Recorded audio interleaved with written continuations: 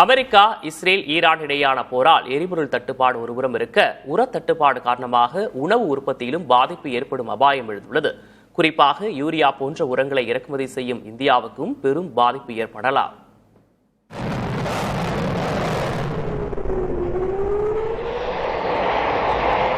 America, Israel, ஈரானுக்கு இடையான போர் 20 நாட்களை கடந்தும் தொடர்ந்து கொண்டிருக்கிறது. ஈரான் ராணுவத்தின் அறிவிப்பை தொடர்ந்து உலகின் 20% கச்சா எண்ணெய் மற்றும் 46% யூரியா உரம் பயணிக்கும் ஹோர்முஸ் நீரிணை மூடப்பட்டுள்ளது. இதனால் யூரியா விலை கடந்த ஒரே மாதத்தில் 50% வரை உயர்ந்து ஒரு மெட்ரிக் டன் $700 தாண்டியுள்ளது.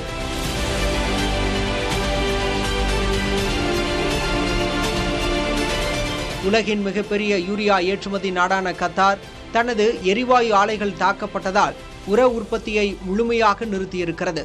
இது உலகளாவிய யூரியா விநியோகத்தில் 14% பற்றாக்குறையை ஏற்படுத்தியுள்ளது.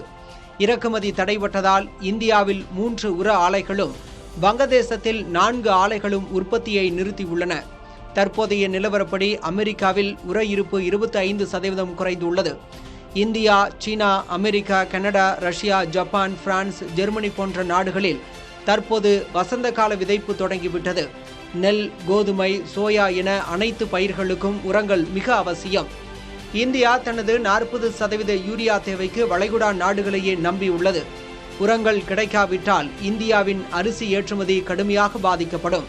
உரம் இல்லையெனில் விளைச்சல் குறையும். விளைச்சல் குறைந்தால் உணவுப் பொருட்களின் விலை முன்னெப்போதும் இல்லாத அளவுக்கு உயரும். ஏற்கனவே 2022 யுக்ரைன் போரினால் பாதிக்கப்பட்டிருந்த உலக உணவுச் சந்தை இப்போது இந்த புதிய போரினால் மீள முடியாத சரிவை நோக்கி சென்று கொண்டிருக்கிறது.